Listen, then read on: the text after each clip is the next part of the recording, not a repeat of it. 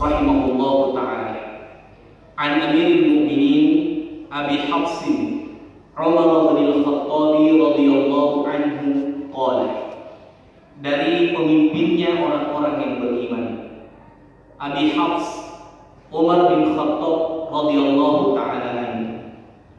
Di sini hadirin sekalian terdapat gelar untuk Umar bin Khattab radhiyallahu anhu. Gelarnya adalah Amirul Mu'minin. Jika diterjemahkan adalah pemimpinnya orang-orang yang beriman. Setelah Rasulullah sallallahu alaihi wasallam wafat, maka tampuk kepemimpinan diteruskan oleh Abu Bakar As-Siddiq. Abu Bakar As-Siddiq mendapatkan gelar sebagai Khalifatul Rasul. Apa yang dimaksud dengan Khalifatul Rasul? Terjemahannya di sini adalah penerus. Ya, karena khalifah ini sebenarnya dari kata khalfun. Ya, dalam bahasa Arab itu artinya belakang. Setelah penerus. Jadi maknanya Khalifatul Rasul adalah penerusnya Rasulullah sallallahu alaihi wasallam. Setelah Abu Bakar As-Siddiq radhiyallahu anhu wafat, tampuk kepemimpinan dilanjutkan oleh Umar bin Khattab radhiyallahu anhu. Kemudian kaum muslimin menjulukinya dengan Khalifatul Rasul, penerus dan penerusnya Rasulullah. Hanya saja susah untuk diucapkan karena terlalu panjang, sehingga kaum muslimin memberikan gelar baru kepada Umar bin Khattab, yaitu Amirul Mu'minin, pemimpinnya orang-orang yang beriman. Kemudian Abi Hafs ini adalah kunyah Umar bin Khattab radhiyallahu anhu. Abu Hafs, ya, mungkin penyebabnya karena salah seorang nama putri Rasulullah adalah Hafsah radhiyallahu taala anha yang kelak dinikahi oleh Rasulullah sallallahu alaihi wasallam, sehingga menjadi bagian daripada ummahatul mukminin, ibunya orang-orang yang beriman. Ternyata hadirin sekalian, kunyah ini bukan hanya sekedar kebiasaannya orang Arab, tapi ini merupakan sunnah, sebuah ketentuan yang dianjurkan dalam agama kita. Ya, karenanya ada beberapa penyebab seseorang itu memiliki kunyah.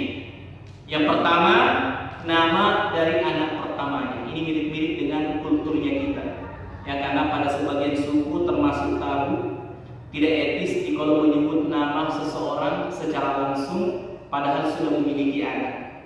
Dan biasanya dipanggil dengan nama anak tertuanya. Ya, contohnya bapaknya Abdullah. Ya, jika ditranslate ke dalam bahasa Arab, Abu Abdillah. Ya, kemudian nama anak tertuanya adalah Aisyah, ya, maka ibunya Aisyah. Kalau ditranslate ke dalam bahasa Arab, Ummu Aisyah. Begitu pula Rasulullah juga memiliki kunyah. Jadi di antara nama anak Rasulullah adalah Al-Qasim.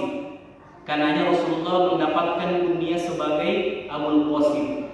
Hanya saja dalam sebuah hadis, umatnya Rasulullah dilarang untuk berkunyahan dengan kunyah ini supaya tidak menyerupai Rasulullah sallallahu alaihi wasallam. Kemudian penyebab kunyah yang kedua adalah kebiasaan. Ya, sebagaimana contoh seorang sahabat yang bernama Abu Hurairah radhiyallahu taala anhu. Sebagian mungkin di antara kita menyangka Abu Hurairah itu adalah nama, padahal bukan. Dia hanya kunyah. Nama asli Abu Hurairah adalah Abu Syams. Jadi banyak perkataan-perkataan para ulama tentang nama-nama Abu Hurairah sebelum masuk Islam. Nama pertamanya adalah Abu Syams, yang artinya hamba matahari. Ya, maklumlah nama sebelum masuk Islam. Setelah hijrah memilih Islam sebagai agamanya, Rasulullah tidak sepakat dengan namanya. Maka Rasulullah kemudian mengganti namanya. Jadi bolehnya kita mengganti nama jika nama kita tidak Islami. Ya, karena ternyata nama ini menjadi penentu cepat atau lambatnya kita dipanggil untuk dihisab atau ditimbang pada hari kiamat. Kalau orang Barat mengatakan apalah arti sebuah nama, ya, tapi orang-orang beriman mengatakan nama itu adalah doa. Ya, nama itu adalah doa, dan nama itu adalah karakter ayah kita. Karena selamanya orang tua kita lah yang memberikan nama kepada anaknya.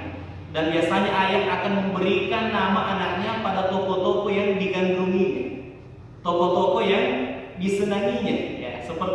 saya senang dengan tokoh pemberani namanya Hamzah, maka diberikanlah nama saya Hamzah. Mudah-mudahan saya mengikuti jejaknya insyaallah. Ya, jadi ini hadirin sekalian yang dimuliakan Allah Ta'ala. Ya, jadi kurang lebih seperti itu. Dan disebutkan dalam sebuah hadis, nama yang paling terbaik di sisi Allah itu ada dua. Yang pertama adalah Abdullah, yang kedua adalah Abdurrahman. Kemudian disusul dengan nama-nama Allah yang baik, contoh Abdus Salam. Ya, kemudian Abdul Ghafur. Ya, karena tidak bolehnya seorang hamba menamai namanya dengan nama Allah. Contoh seorang hamba namanya Rahman, itu tidak boleh. Ya, karena itu adalah nama Allah. Harus digandengkan di depannya Abdul, yang artinya hamba. Hambanya Allah yang Maha Pengasih. Tidak boleh juga orang namanya Salam, ya, karena itu namanya Allah yang menyelamatkan. Maka harus digandengkan di depannya dengan nama Abdus Salam. Kemudian setelah itu nama yang paling terbaik adalah nama-nama para nabi. Kemudian nama-nama para sahabat dan nama-nama yang memiliki makna yang bagus.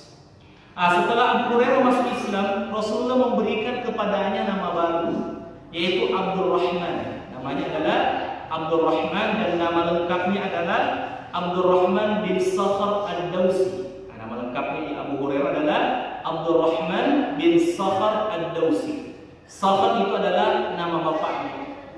Ad-Dawsi itu adalah nama kabilahnya atau daerah asalnya. Karena hadirin sekalian, di antara perkara yang disunnahkan, dibolehkannya atau bahkan dianjurkannya kita mencantumkan nama orang tua kita di belakang nama kita. Ya, sebagaimana Rasulullah. Walaupun ayah Rasulullah itu tidak beriman, ya mati dalam kemusyrikan, tapi Rasulullah nama lengkapnya adalah Muhammad ibn Abdullah bin Abdul Muttalib Al-Quraisy. Ini nama lengkapnya Rasulullah, Muhammad putranya Abdullah, cucunya Abdul Muttalib Al-Quraisy.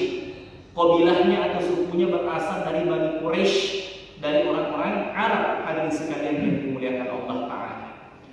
Kemudian bolehnya kita mencantumkan nama asal daerahnya kita. Ya, contoh seorang ulama yang begitu terkenal, Al-Bukhari. Ya, banyak mungkin yang menyangka kalau Al-Bukhari itu nama, padahal bukan. Nama kampungnya sebenarnya, ya. Ya, karena nama lengkap Imam Al-Bukhari adalah Abu Abdullah. Ya, kundianya juga ada. Muhammad bin Ismail bin Ibrahim bin Mughirah bin Bardizbah Al-Jufi Al-Bukhari. Panjang sekali namanya, ya. Karena dia cantumkan semua nama kakek-kakeknya. Jadi tahu dari mana asal muasalnya dia. Ya, namanya adalah Muhammad, bapaknya adalah Ibrahim, kakeknya namanya Mughirah. Ternyata buyutnya ada yang bernama Bardizbah. Ya, dan kata para ulama, Bardizbah ini adalah Majusi. Jadi Imam Bukhari ini keturunan orang Majusi. Ya, Majusi adalah penyembah api. Akan tetapi kakeknya yang bernama Mughirah masuk Islam di bawah tangan seorang gubernur yang bernama Al-Ja'far. Ya, sehingga nama belakangnya Al-Jufi disebabkan juga orang yang berjasa memasukkannya ke dalam agama Islam. Kemudian Al-Bukhari, nah itu nama daerah asalnya. Ya, ternyata Al-Bukhari ini ada sebuah daerah yang bernama Bukhara. Ya, kalau kita cari negaranya sekarang masuk dalam negara Uzbekistan. Ya, Samarkand, ya, ada provinsi namanya Samarkand, dan Uzbekistan ini pernah menjadi pecahannya Uni Soviet. Ya, jadi bisa kita simpulkan kalau Imam Bukhari itu bukan orang Arab, ya, tapi keturunan Persia, ada juga Eropanya. Tapi luar biasanya namanya bisa melampaui begitu banyak nama-nama orang Arab karena kesungguhannya dalam menuntut ilmu agama. Ini Imam Al-Bukhari. Baik, kita kembali kepada Umar bin Khattab radhiyallahu anhu. Namanya adalah Umar, ya. Kemudian Abu Hurairah, ya, kita kembali kepada Abu Hurairah. Mengapa sampai dinamakan dengan Abu Hurairah? Hurairah ingatnya kucing kecil, ya. Kalau dalam bahasa Arab kucing besar Hirun, kucing kecil adalah Hurairah. Mengapa sampai dikatakan sebagai bapaknya kucing? Ya, karena ternyata di antara kebiasaan Abu Hurairah adalah suka bermain-main dengan kucing. Suka bermain-main dengan kucing, sering didapati oleh para sahabat memasukkan kucing ke dalam kantongnya. sehingga mendapatkan julukan sebagai Abu Hurairah. Nah, biasanya teman-teman suka bercanda kalau ada orang suka menggosok-gosok dibilang Abu Gosok, ya. Abu Gosok atau tidak jelas Abu. Ya. Ini Abu Hurairah radhiyallahu anhu ketika ditanya, "Ya mengapa Anda begitu besar perhatiannya terhadap kucing?" Nah, ternyata dia terobsesi, terinspirasi dari hadis Rasulullah sallallahu alaihi wasallam. Uzibat imra'atun bihirratin. Ternyata ada wanita yang mendapatkan azab dari Allah. Gara-gara apa? Gara-gara kucing. Ya, kucing itu dikurung sehingga mati karena tidak dibiarkan dilepaskan mencari makanan. Maka Abu Hurairah mengambil logika terbalik. Jikalau ada yang menyayangi kucing, maka pasti akan mendapatkan rahmat dari Allah Subhanahu wa taala. Baik, ini sekedar muqaddimah. Kemudian sahabat yang meriwayatkan hadis ini namanya adalah Umar bin Al-Khattab.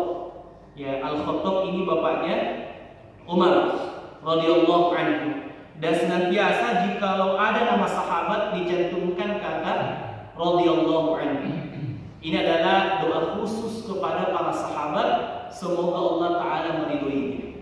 Ya, karena para sahabat ini telah dijamin masuk surga oleh Allah Subhanahu wa taala. Ini keistimewaannya para sahabat ridwanullahi alaihim. Umar bin Khattab mengatakan, "Sami'tu Rasulullah sallallahu alaihi wasallam yaqul." Saya mendengarkan langsung Rasulullah sallallahu alaihi wasallam bersabda. Jikalau kita mempelajari ilmu hadis, sigoh atau bentuk kata sami'tu, ya, karena biasanya kalau kita membaca hadis ada kata haddatsana, an, akhbarana, ya, anba'ana. Ya, ternyata yang paling kuat adalah kata sami'tu karena menggunakan panca indera telinganya secara langsung dan itu lebih gampang untuk dipercaya. Ya, itu sangat meyakinkan. Apa yang didengar Umar bin Khattab dari Rasulullah sallallahu alaihi wasallam, "Innamal a'malu binniyat." Hanya saja setiap amalan-amalan itu tergantung dari niatnya. Wa innama likulli imri'in ma nawa. Dan setiap manusia akan mendapatkan sesuatunya tergantung niatnya. Jadi maksudnya hadirin sekalian, kalau kita beramal, amal kita diterima atau tidak diterima itu ditentukan oleh niat. Amal kita tinggi pahalanya atau kurang pahalanya, penentunya juga adalah niat. Hadirin sekalian, Syekh Utsaimin rahimahullahu taala menyebutkan dalam bukunya, bisa saja ada dua orang yang sholatnya tepat sesuai sholatnya Nabi, tapi yang sebelah kanan dapat pahala yang begitu banyak, sebelah kiri pahalanya sangat sedikit, padahal berdekatan sholatnya, sama-sama tepatnya sholatnya. Apa yang membedakannya hadirin sekalian? Yang membedakannya adalah kualitas niat, ketulusan dan keikhlasannya kepada Allah Ta'ala. Ya, karenanya seorang alim mengatakan, "Rubba 'amalin shaghirin tu'azzimuhu niyyah." Barangkali ada amalan kecil tapi besar pahalanya. Apa yang menjadikan amalan kecil ini bernilai pahala besar? Karena niat yang begitu tulus. Mungkin saja kita melakukan amalan-amalan yang diremehkan oleh orang, direndahkan oleh orang, bahkan tidak dianggap, tapi di sisi Allah pahala amalan yang kita kerjakan itu begitu besar karena didasari dengan ketulusan hati yang mendalam. Sebaliknya, wa rubba 'amalin kabirin tusaddiruhu niyyah. Barangkali ada amalan besar nampak hebat di mata manusia, tapi ternyata tidak ada apa-apanya di mata Allah karena didasari dengan riya, didasari dengan sum'ah.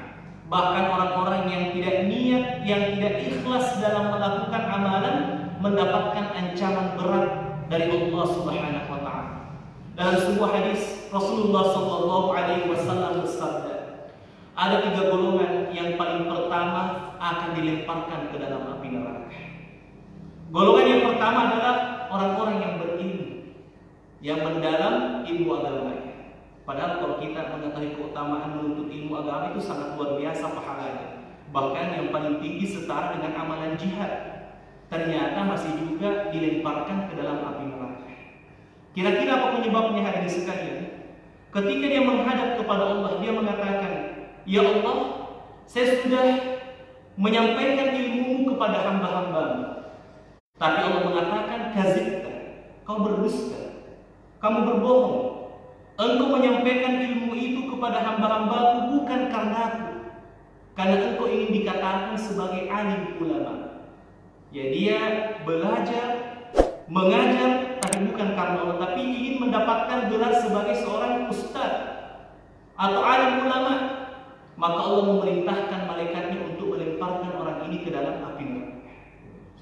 Golongan yang kedua, hadirin sekalian, orang yang berdermah, rajin bersedekah. Maka dia menghadap kepada Allah, ya Allah, saya sudah sedekahkan seluruh hartaku yang engkau anugerahkan kepada hamba-hambamu. Tapi apa kata Allah? Kadzibta, kamu berdusta. Kamu bersedekah bukan karena aku, karena engkau ingin dikatakan sebagai orang-orang yang dermawan. Maka nasibnya sama, dilemparkan juga ke dalam api neraka. Golongan yang ketiga, orang yang berjihad. Ya, padahal jihad ini adalah amalan yang paling berat.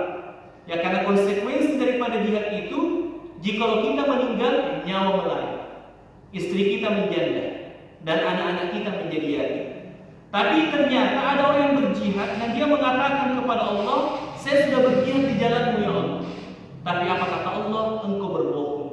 Engkau berjihad bukan karena aku, tapi engkau ingin dikatakan sebagai pahlawan di tengah-tengah kaummu. Ternyata orang ini juga bernasib sama, dilemparkan ke dalam api neraka. Gara-gara apa?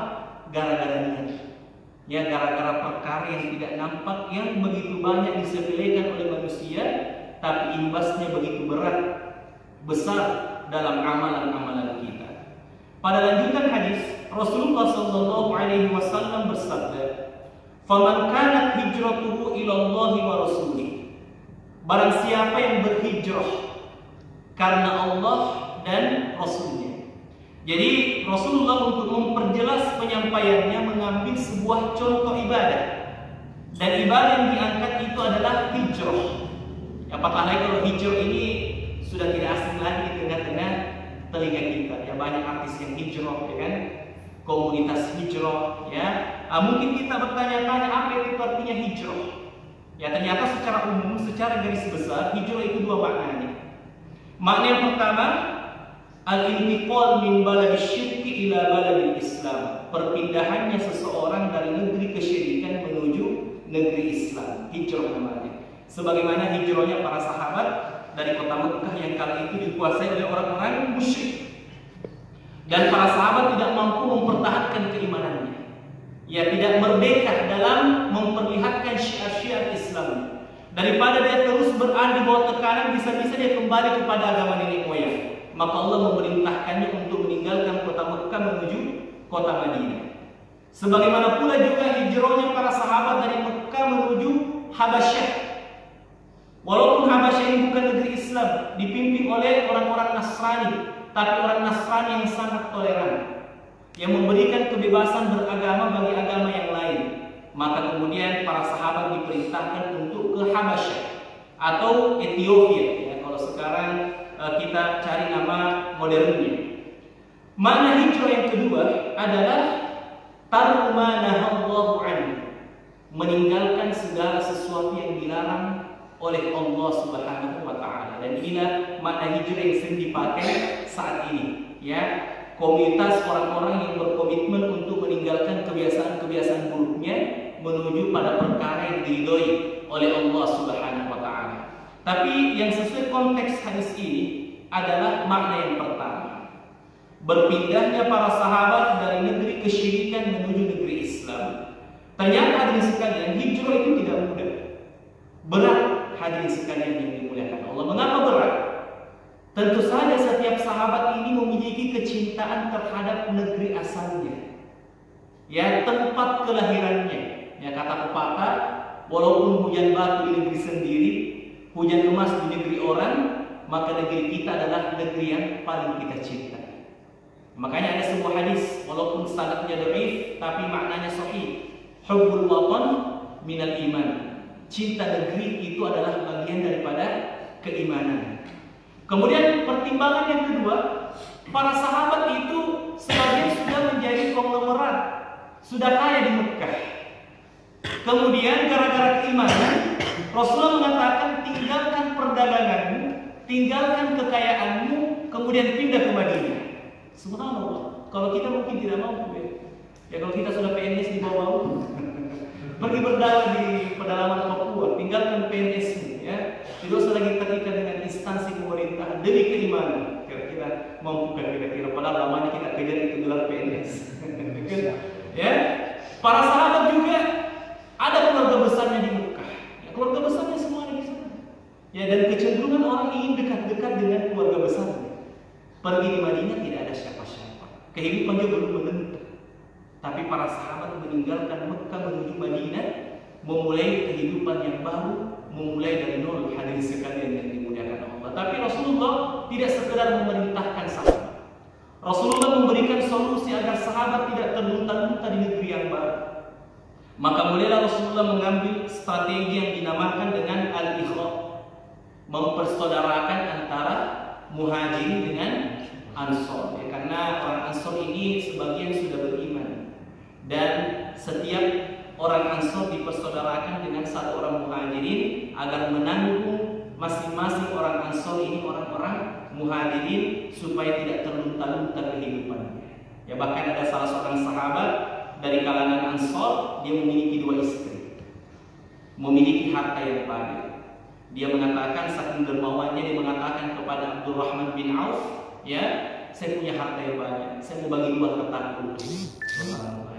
Saya punya 2 istri, kau lihat yang mana paling cantik di situ, kau pilih.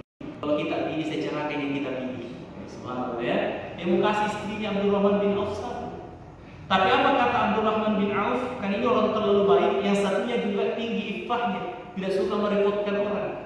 Nah, maka Abdurrahman bin Auf mengatakan kepada orang Ansor ini, barakallahu laka fi malika wa fi ahlika. Ya, semoga Allah memberkahi pada hartamu dan keluargamu. Tunjukkan saya di mana pasar. Saya akan memulai dari yang nol. Subhanallah. Lihatlah betapa besar tawakalnya para sahabat memulai hidup baru di negeri orang. Hadirin sekalian. Tapi yang dibahas dalam masalah hijrah ini, barang siapa yang hijrah karena Allah dan Rasulnya, semata-mata karena perintah Allah dan Rasulnya, fahijratuhu ila ma hajara ilaihi, maka hijrahnya akan bernilai pahala dari Allah Subhanahu wa ta'ala. Pengorbanannya akan dibayar. Seberapa besar pun pengorbanannya, maka lebih besar ganjaran pahalanya yang Allah sediakan. Tapi sebaliknya, Rasulullah mewanti-wanti, wa man kanat hijratuhu lidunya, barang siapa yang berhijrah karena semata-mata untuk kepentingan dunia, bukan karena Allah, murni mau berbisnis di dunia, murni mau berdagang, ya, tidak ada sama sekali untuk membawa syiar-syiar Islamnya. Walaupun boleh katanya ya, kalau kita awalnya bukan untuk kepentingan Islam, murni berdagang, tapi pada saat di negerinya orang kita butuh agama, boleh ya, sebagaimana kaum muslimin New Zealand yang habis dibantai itu. Masalah awalnya mereka hanya imigran gitu ya, pergi ke negerinya orang yang kebanyakan dari Pakistan, ya. Lalu kemudian karena dia Islam, dia mau identitas keislaman. Karena dia mau sholat, maka dia membangun masjid. Dia mau butuh imam yang bagus, maka dia panggil imam yang bagus karena mereka sudah sukses. Itulah yang menjadi penyebab kecemburuan orang-orang kafir di sana sehingga membantai orang-orang imigran ya, yang tinggal di New Zealand. Kemudian barang siapa yang berhijrah karena perempuan, modus ya, kalau istilahnya anak muda sekarang ya. Contoh ya, akhwat wahdah terkenal karena kecantikannya. Saya mau mengaji juga di wahdah, ya. Saya mau tarbiyah juga di wahdah supaya saya dapat akhwat wahdah. Ya bukan karena Allah, ini namanya hijrah modus ini. Nah, ternyata di zamannya Rasulullah juga banyak seperti itu. Banyak. Ya, ada ternyata namanya hijrah Ummu Qais. Nah, disebutkan ada perempuan yang sangat cantik namanya Ummu Qais. Ya karena ini Ummu Qais dia hijrah sehingga banyak anak muda yang hijrah. Ya bukan karena Allah, tapi mengejar cintanya Ummu Qais. Nah, ini sudah diwanti-wanti oleh Rasulullah. Maka apa kata Nabi? Fahijratuhu ila ma hajara ilaihi. Mungkin saja dia bisa mendapatkan ambisi dunianya dengan perempuan yang dikejarnya, tapi jangan pernah mengharap pahala dari Allah Subhanahu wa ta'ala karena niatnya yang sudah bego. Hadis ini diriwayatkan oleh Imam Al-Bukhari dan Imam Muslim. pada hadis ini terdapat 10 pelajaran yang bisa kita petik, tapi kita akan mengkajinya sesuai dengan waktu yang ada, insyaallah. Pelajaran yang pertama, hadal hadis min al-ahadithil hammah allati 'alaiha madarul Islam. Kata para ulama, hadis ini merupakan salah satu hadis yang paling penting yang dikatakan sebagai intisari dari agama Islam. Ada beberapa ulama yang berkomentar tentang hadis ini. Di antaranya adalah Abu Abdullah Imam Al-Bukhari. Dia mengatakan, "Laisa fi akhbarin Nabi sallallahu alaihi wasallam ajma' wa aghna fa'idatan min hadzal hadis." Tidak ada satupun dari hadis-hadis Nabi yang lebih lengkap dan lebih banyak faidahnya dibandingkan hadis ini. Ya, kemudian berkata Imam Asy-Syafi'i, ya rahimahullahu ta'ala, yadkhulu fi 70 baban min abwabil ilm. Hadis ini bisa dimasukkan ke dalam 70 disiplin ilmu. Ya, karena disiplin apapun berupa ilmu tidak sah kalau tidak ada niatnya. Kita belajar hadis harus perbaiki niat dulu, pelajari fikih juga harus perbaiki niat. Kita sholat ada niatnya. Ya, semuanya harus ada niatnya. Wal ahammiyati hadal hadis ibtada'a bihi Imam Al-Bukhari sahih. Karena urgennya hadis ini sampai-sampai Imam Bukhari menjadikan Sahih Bukhari hadis yang pertama pada Sahih Bukhari adalah hadis ini. Coba kita buka-buka Sahih Bukhari yang kata para ulama kitab tersuci kedua di dunia setelah Al-Quran. Ternyata Imam Bukhari menjadikan hadis ini sebagai hadis yang paling pertama. Sebelum masuk ke dalam ilmu terlalu dalam, perbaiki dunia. Jangan sampai kita sudah terlanjur mempelajari ilmu, tapi ternyata niat kita masih bermasalah. Ibarat wanita yang menenun kain, sudah hampir jadi tapi dia hambur lagi. Ya, karena niatnya yang bermasalah sejak awal. Kemudian ternyata Imam An-Nawawi juga memulai semua buku-buku populernya dengan hadis ini. Di antara buku populer Imam An-Nawawi adalah Al-Azkar, kumpulan zikir-zikir, dimulai dengan hadis ini. Riyadhus Shalihin yang sangat terkenal dimulai dengan hadis ini. Hadis Arba'in An-Nawawi juga dimulai dengan hadis ini karena pentingnya hadis ini. Kemudian pelajaran yang kedua yang bisa kita petik dari hadis ini, wujubu ikhlasin niyyah lillahi ta'ala. Wajibnya kita mengikhlaskan niat karena Allah. Jadi niat ikhlas ini bukan pilihan mau wajib atau tidak wajib, tapi dia adalah ketentuan. Ya, tidak boleh kita mengatakan tidak wajib mengikhlaskan niat. Ya, kalau kita belum ikhlas nggak apa-apa, tapi belajar untuk ikhlas. Karena tidak boleh juga ada orang yang mengatakan saya ini ikhlas. Ya, berkata Imam Sufyan Ats-Tsauri, man ra'a fi nafsihi ikhlas, fa ikhlasuhu yahtaju ila ikhlas. Barang siapa yang melihat pada dirinya ada keikhlasan, maka keikhlasannya lagi itu membutuhkan keikhlasan. Ya, karena beratnya ini berlaku ikhlas dalam setiap amalan-amalan kita. Li'annahu laysa lahu min 'amalihi illa ma kana khalisan lillah.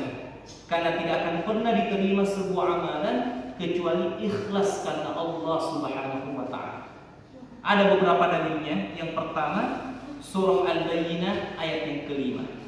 Wa ma umiru illa liya'budullaha mukhlishina lahud-din. Tidaklah aku diperintahkan untuk beribadah kecuali harus mengikhlaskan diri untuk agama Allah Ta'ala. Dalil yang kedua, hadis yang diriwayatkan oleh Imam An-Nasa'i. Inna Allaha la yaqbalu minal amal illa ma kana khalisan. Allah tidak akan pernah menerima sebuah amalan sampai amalan itu ikhlas karena Allah Subhanahu wa taala. Dalil yang ketiga, basyir hadhihi ummah bitamkin wa rif'ah. Sampaikanlah kabar gembira kepada umat ini bahwa sebuah keniscayaan umat ini, umat Islam akan eksis. Dia akan maju. Ya, wa rif'ah akan diangkat kedudukannya. Kalau sekarang kita dihinakan, maka kelak kita akan diangkat kedudukannya menjadi umat penguasa. Ini harus kita yakini. Tetapi Rasulullah mengatakan, man amila minhum amalan akhirah lid dunya lam yakun lahu fil akhirati min nasib. Tapi barang siapa di antara kita yang melakukan amalan akhirat untuk tujuan dunia. Ya, melakukan amalan akhirat tapi tujuan dunia. Belajar agama tapi tujuannya dunia, bukan untuk Allah. Ya, kerja-kerja agama tapi untuk kepentingan pribadinya, bukan karena Allah Ta'ala.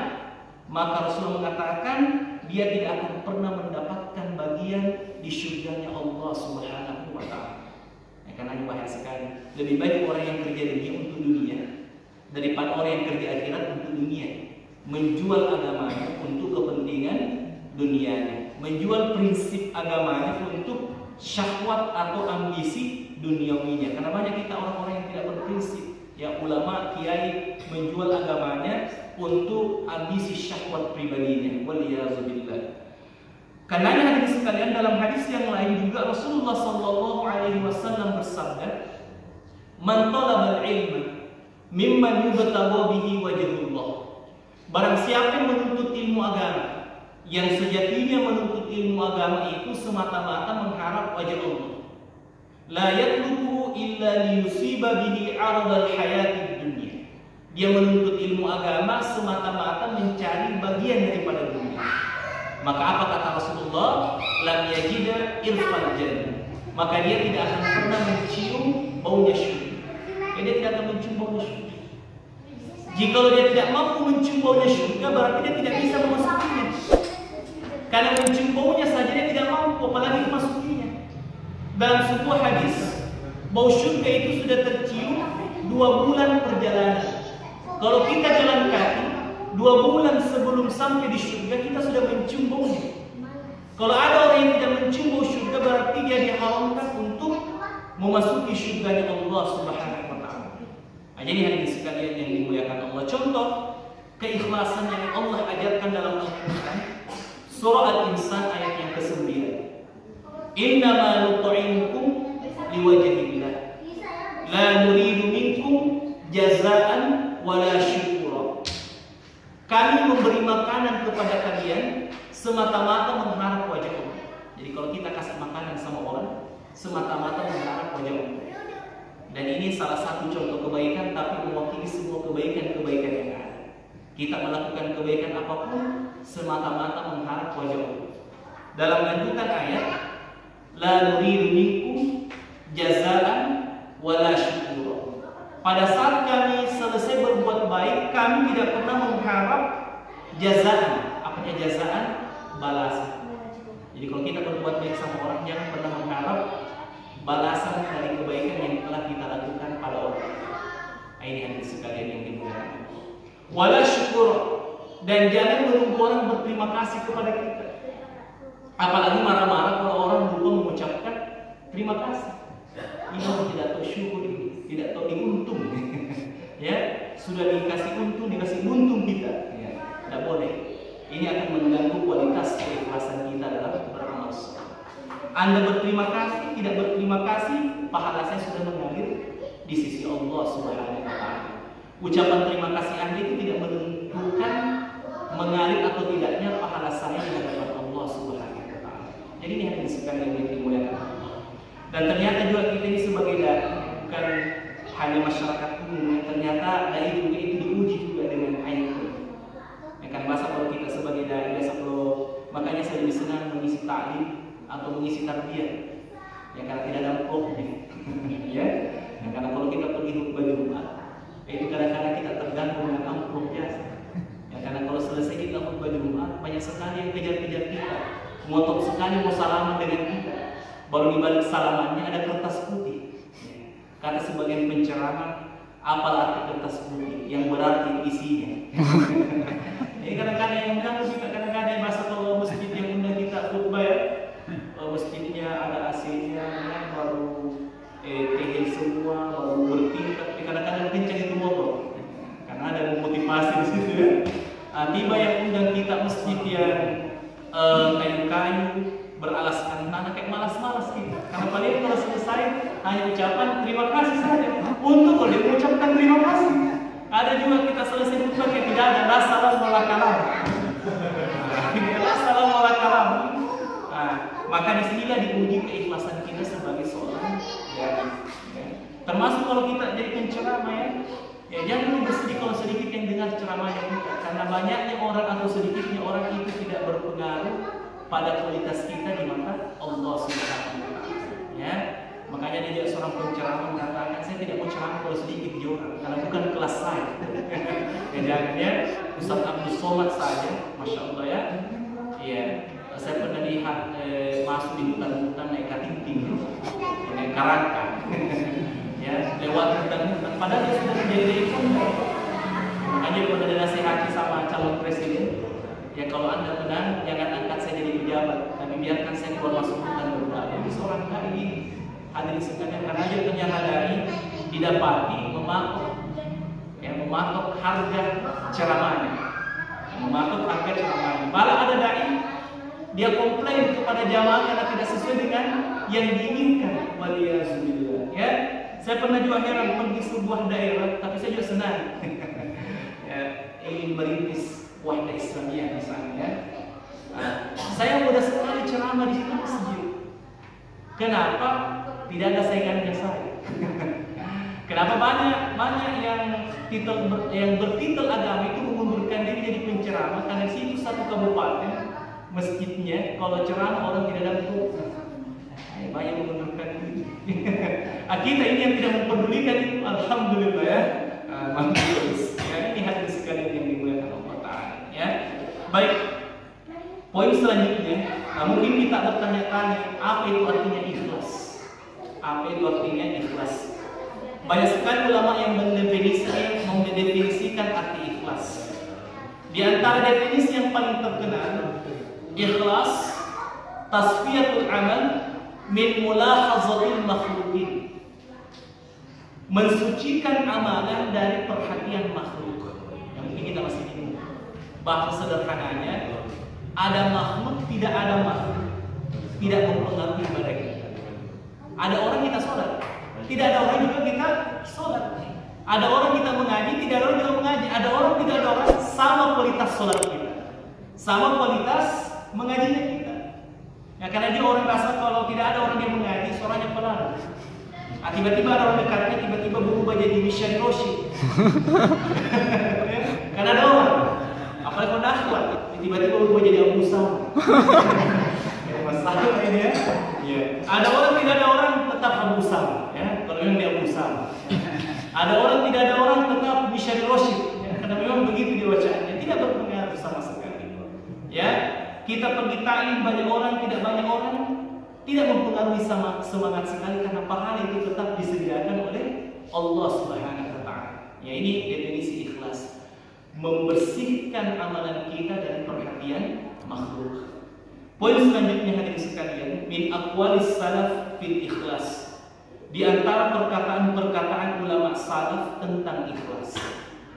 Qala ba'd salaf, berkata sebagian ulama salaf, al-mukhlis man yaktumu hasanatuhu kama yaktumu sayyi'atihi. Orang yang ikhlas secara hakiki adalah orang-orang yang suka menyembunyikan kebaikan-kebaikannya, sebagaimana dia suka menyembunyikan keburukan-keburukannya. Jadi kalau kita suka menyembunyikan keburukan-keburukan itu wajar, fitrah, karena tidak ada yang suka mengumbar keburukan-keburukannya. Sebaliknya justru mengumbar kebaikan-kebaikannya. Apatah lain sekarang luar biasa ini ya, zaman yang penuh dengan cobaan keikhlasan. Ya, ada istilah narsis, ya, narsis make me eksis bikin pahala habis, ya. Ya, apalagi kalau mendekati bulan Ramadan itu ya, pasangan muda itu terancam, ya. Ya, bahasa kalau habis sholat tarawih dia baring-baring di karpet, ya, karena kalau karpet itu kan ada motif-motif masjid-masjidnya begitu ya, bergeser dirinya dari atas. Supaya latar belakang karpet ya, latar belakang sholat, baru di status.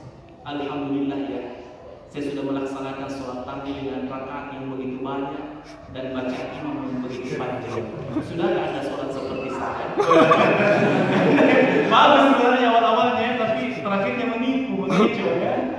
Atau ada juga bahasa pernah saya lihat, tapi kita ada kita tegur, karena kalau orang begitu tidak boleh kita langsung curiga dia. Jangan sampai dia ikhlas begitu. Tapi kalau kita jangan seperti itu, karena kita tidak bisa menjamin keikhlasan hati kita. Ya. Ada juga bahasa di Facebook ya, sholat duha. Ya, setelah sholat duha langsung alhamdulillah segarnya dan semangatnya pagi hari ini diawali dengan sholat duha. Sholat duha membuatku khusyuk, luar biasa ya. Nah ini hati-hati dengan postingan-postingan ya seperti itu. Ya ini berbahaya hadirin sekaliannya. Afdoliyahnya kalau ibadah ya jangan diposting. Ya kalau ibadah yang sifatnya rame-rame tidak ada masalah. Ini bisa menyemangati dan memotivasi yang lain. Ya tapi jangan diblur semua wajahnya teman-teman. Hanya kita jadi kasih terang. Kayak gitu ya. Ya, kita lagi taklim diblur semua yang lain. Hanya kita aja bercahaya wajah ya sedang mengikuti taklim. Tapi kalau ibadah pribadi, afdoliyahnya jangan diposting. Ya, jangan diposting karena itu bisa mempengaruhi amalan-amalan kita. Karena rasa penyakitnya kita kalau upload status di Facebook, kita tunggu orang berapa yang like. Ya, semakin banyak yang like, semakin kita senang. Ya kan? Kalau sedikit yang like, kadang kita pedo juga ya, jengkel-jengkel juga. Nah, kemudian selanjutnya hadis sekalian, dalam sebuah hadis Rasulullah SAW bersabda, Inna Allah yuhibbul akhfiya wal atqiya wal anbiya. Sesungguhnya Allah itu mencintai orang-orang yang al-akhfiya, yang suka menyembunyikan amalan-amalan soleh, al-atqiya yang tinggi ketakwaannya, dan yang senantiasa mensucikan dirinya.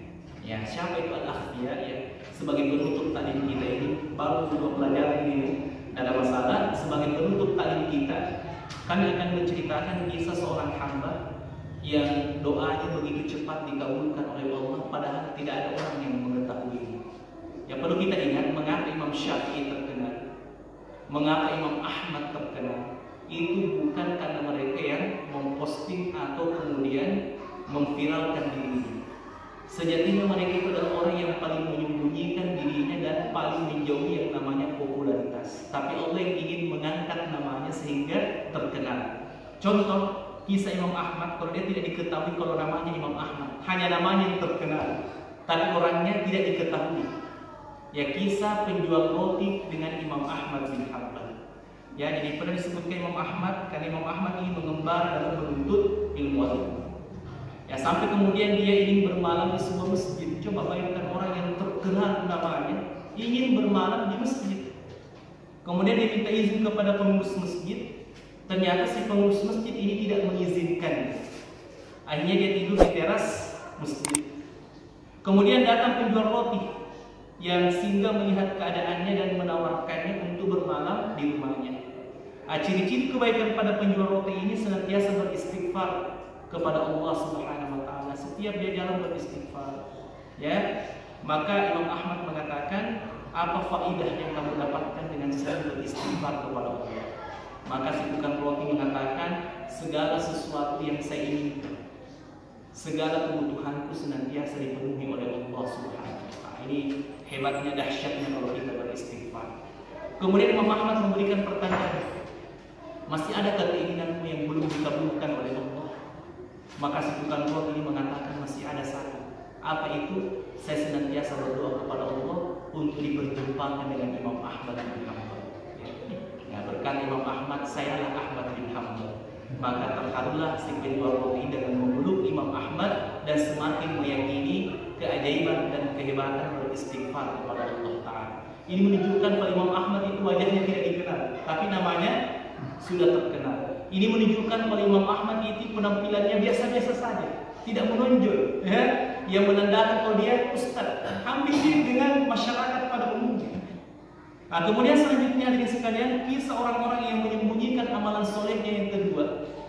Seorang pemuda yang hidup di zaman Muhammad ibn al-Munkadir rahimahullah ta'ala. Muhammad ibn al-Munkadir ini dikenal sebagai ahli ibadah dan seorang ulama di kota Mekah ya dan Madinah. Suatu ketika Madinah itu dilanda musim kemarau selama 7 tahun berturut-turut, ya tidak pernah turun hujan, bisa kita bayangkan. Sehingga orang-orang Madinah itu senantiasa sholat istisqa, ya sholat meminta hujan, tapi hujan tak kunjung tiba. Ya suatu ketika Imam Muhammad al-Munkadir sementara sholat malam di Masjid Nabawi, alangkah kagetnya dia melihat ada laki-laki yang tidak dikenal, yang biasa-biasa saja, yang hitam, sholat di belakang tiang. Kemudian Imam Muhammad al-Munkadir memperhatikannya, ternyata laki-laki ini juga berdoa, ya Allah turunkanlah hujan. Setelah laki-laki ini berdoa, maka langit Madinah menggelegar. Kemudian turun hujan yang katanya hujan itu hampir membanjiri kota Madinah. Ulama berdoa tapi Allah tidak terima. Tapi orang biasa berdoa, dengan secepat kilat Allah Ta'ala mengabulkan doa. Maka semakin penasaranlah Imam Muhammad Al-Munkadir kepada laki-laki ini. Dan dia mencari tahu siapa laki-laki ini, apa kehebatannya, apa amalan-amalannya sehingga doanya begitu diterima oleh Allah Subhanahu wa Ta'ala. Ternyata setelah ditelusuri, laki-laki ini ternyata hanya penjual atau penjahit sepatu di pasar-pasar. Masya Allah, penjahit sepatu, tukang sol sepatu. Ya, maka datanglah Muhammad Al-Munkadir di rumahnya. Bukannya laki-laki ini senang dengan kedatangan Muhammad ibn Al-Munkadir. Dia mengatakan, kau itu seorang ulama yang merusak keikhlasan saya. Dia mengatakan seperti itu. Ya, Muhammad Al-Munkadir disuruh pulang. Ya, tapi Muhammad Al-Munkadir tidak marah. Besoknya dia datang lagi karena saking penasarannya kepada laki-laki. Pada kunjungan Muhammad Al-Munkadir yang kedua kalinya, ternyata laki-laki ini sudah meninggalkan tempat tinggal. Ya, sehingga berkata tetangga, laki-laki ini, apa yang kau sampaikan padanya kemarin? Semenjak kepulanganmu, maka dia telah mengemasi semua barang-barangnya dan hilang entah kemana. Subhanallah. Ya, apa yang menyebabkan doanya dikabulkan? Karena keikhlasannya dan ketulusannya kepada Allah Subhanahu wa Ta'ala. Disebutkan juga dalam sebuah hadis, di antara orang-orang yang kemudian mendapatkan naungan pada hari kiamat, orang yang bersedekah dengan tangan kanannya sementara tangan kirinya tidak mengetahui. Walaupun itu bukan ukuran mutlak, boleh juga kita bersedekah mengumumkannya kepada orang lain sebagai motivasi, penyemangat bagi orang lain untuk kemudian bersedekah di dalam Allah Subhanahu wa Ta'ala. Yang penting kita masih menjamin hati kita yang masih terarah untuk Allah Subhanahu wa Ta'ala. Inilah mungkin yang dapat kami sampaikan pada kesempatan malam yang berbahagia ini, dan kita tutup dengan ucapan Imam Al-Ghazali ya rahimahullah ta'ala tentang kehebatan keikhlasan ini. Semua manusia bisa binasa sampai dia masuk Islam. Semua orang Islam bisa binasa sampai dia berilmu. Ya, semua orang berilmu itu masih bisa binasa sampai dia mengamalkan ilmunya. Dan semua orang yang mengamalkan ilmunya masih bisa binasa. Sampai kapan? Sampai dia mengikhlaskan setiap amalan-amalan solehnya karena Allah Ta'ala. Subhanallahumma wa bihamdik, asyhadu an la ilaha illa anta, astaghfiruka wa atubu ilaik. Wa sallallahu ala nabiyyina Muhammad